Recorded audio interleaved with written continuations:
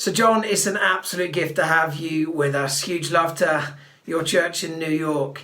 So I've mentioned this to you. We're asking a number of friends and family, churches and leaders that we track with the same two questions. The first one based in Matthew 16, where Jesus says to the Pharisees, look, you can look at the sky and you can forecast the weather. Why can't you read the signs of the times? So we're asking people to sort of give their best attempt at articulating what they sense the Spirit's doing right now in the church and in the culture, so that we can lay down our plans and just jump on board what we sense God's doing. The second question we'll get to afterwards is what you're personally learning in this crisis and crazy time. So first question, you're uniquely positioned in a city like New York that's kind of in a really challenging spot right now. Yeah, where do you see God at work? What do you see the Spirit doing right now? Well, first, let me just say, much love to you guys. Love your church. Love you. Love what you're working on. Anytime I even get just like a glimpse of it, I'm like, I resonate so deeply with it. So I love to all of you guys, and thank you so much. Yeah, just for this chat. Let me start with you. That first question had two parts. The first part was like, you said, what do you sense the Spirit saying in our culture?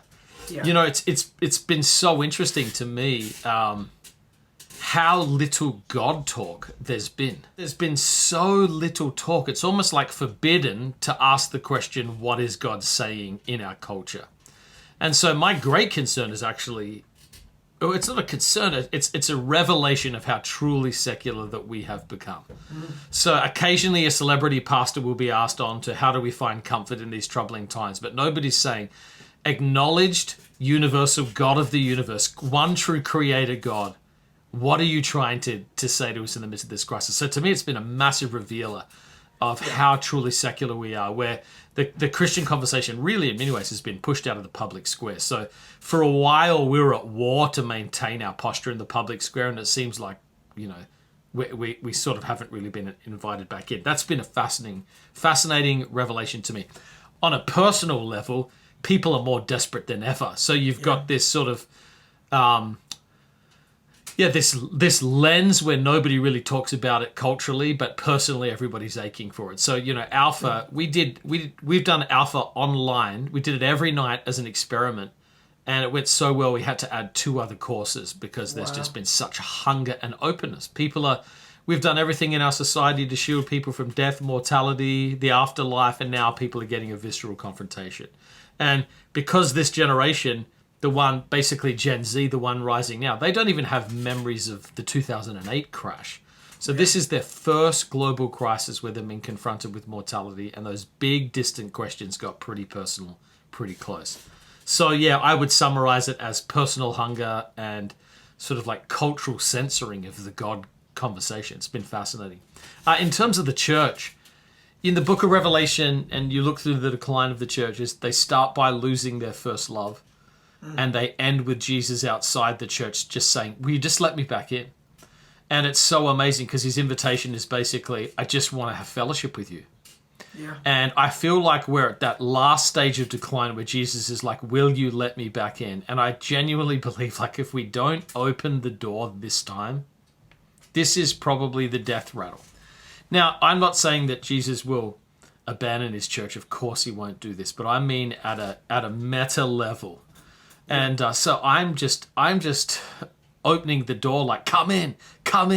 I hear you. I'm trying to be as responsive as possible and throw as many doors as wide as possible and set a place for Jesus to be central at the church. So now that we're sort of 6 weeks into this, what we're going to see is whether or not people have really received and responded to the invitation.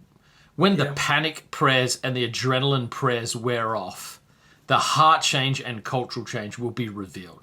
Yeah. And what remains, how much prayer and seeking God and is at the center, that's going to determine, I think, the destiny of the Western church. And those churches that hear the invitation and have a strange sense of Christ's presence in the midst of them, I think are going to do better than ever.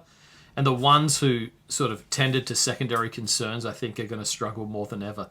So I think it's one of the last great invitations where Jesus is like, can I come back into my church? So those would be my responses, yeah. In terms of like you as a pastor then leader in New York, What are your personal priorities right now? But what are you trying to invite your church into?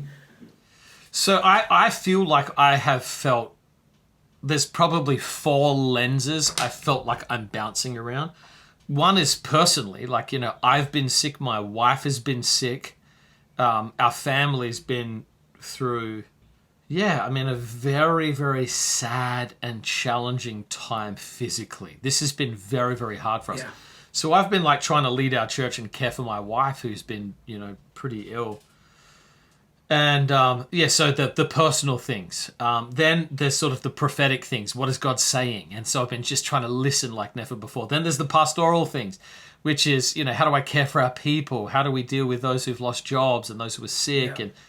And then sort of there's the leadership issues. How do I be a voice of hope? How do I sort of like think into the future? How do I deal with the fact that we may not get any of the contracts back and our church has nowhere to meet. So I'm basically those, like, personally, prophetically, pastorally, and then as a leader, I feel like I'm bouncing between those things. What I would say, though, the number one thing that has captured my heart and the thing that I cannot shake and cannot get away from is an article in Think Theology UK. There was a blog post called The Coronavirus Experiment telling the story of James Fraser, who was a missionary in the Himalayas. And he basically couldn't visit some of the people because of the snows up in the high mountains. So he, as an experiment in obscurity, he said, I'm going to pray the amount of time I would have spent traveling and just measure their growth. Those I did direct ministry to, those who I just ministered to through prayer. And he found that those who he had resolved to pray for were deeper in Jesus, more filled with the Spirit, stronger in their faith. And that community ended up being many of the seeds of the revival that's taking place even in China right now. And so that's borne tremendous long-term fruit. And so I went and read his biography, or his daughter wrote it, called Mountain Rain. That's what I haven't gotten away for, the invitation to shape the church through intercessory prayer. That's what I'm haunted by. And I just feel a deeper invitation not to rely on the resources of the Spirit, not just the pragmatic. And we're so pragmatic. Our church is so pragmatic. Any good idea, our church is filled with brilliant people. We're doing all of those things. They matter. I'm not trying to draw a dichotomy. Yeah. But I will say, like, I just keep sense God saying to me, you think that leading with your best is, don't let that be a substitute for the power of my Spirit. So that's the thing, that's the word written over this whole season for me, is around seeking God and deepening my genuine prayer for our church and for our city. And what are your patterns of prayer? Let's say as a church, but maybe even individually. So our church basically has done 3 hours of prayer a day for the last couple of years. So we've had three chunks of prayer. We've added a couple of sets specifically for frontline workers. And we've got basically a Moravian 24/7 prayer chain going that's been going since this started. And I'm sort of hoping that never ends. I think I've shared this with you before. I've broken my day into 3 sections. So the mornings are intimacy with God. Lunchtime is sort of incarnational prayer. And by that I mean walking around, discerning, like working with the Spirit during the workday. And then at night it's intercession, where I really go after the things that I'm really believing God for. And so my day sort of moves in those 3 directions, and that has been the most revelatory, life-giving, internal culture. I feel like my soul is in a place of abundance. Yeah, man, so it's different for everybody. That just works for me. Some people are like, gosh, no, I've got to do intercession in the morning when I'm fresh. And that's just based on my personality. Everyone's got to find their own pattern, their own rhythm. But for me, that's just worked for me, yeah. Yeah, beautiful. Final question then, John. In this moment where we're seeing it culturally, but individually, things are being stripped back. The best and the worst of us is being exposed. And there is, I love that, invitation in of Jesus standing at the door knocking. Open the door, let me in, we can have fellowship together. In terms of like your personal journey, where are you encountering God in this? What are you learning about yourself, about the kingdom? Gosh, what am I learning? Man, I'm learning how mortal I am. I'm learning how reliant I am. To be honest, man, right at the start of this, I mean, our church was experiencing a level of momentum that was kind of extraordinary. And it just felt like revival, man. I mean, it was just the level of hunger, passion for God. The amount of people coming to Christ for the first time. We had never seen anything like that. And in a week, that was all gone. In a week, I'm speaking into a camera. And I just felt God saying to me, do you love me? Do you love people? Do you love momentum? You know, so I've really just been trying to examine my motives, praying that prayer, search me, oh God, know me. Test me, like see if there's any offensive way in me. And so I've just been saying, Holy Spirit, do an MRI on my motives and on ministry. And when ministry is basically stripped back to its essence, with this like you and a Bible and the people of God, you know. I've definitely had some pruning around how much I loved momentum in ministry. And not in a massive way, not like a slap of God and a huge rebuke, but just a deep reminder. It's about me and it's about people, you know. It's just produced in me a hunger to close the gap about what I've read in other times of history. Look, God is not on tap.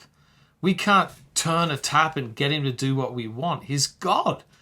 But we can have a desperation pointed at him out of love for his presence and a desire for his glory that's like, please God, come on.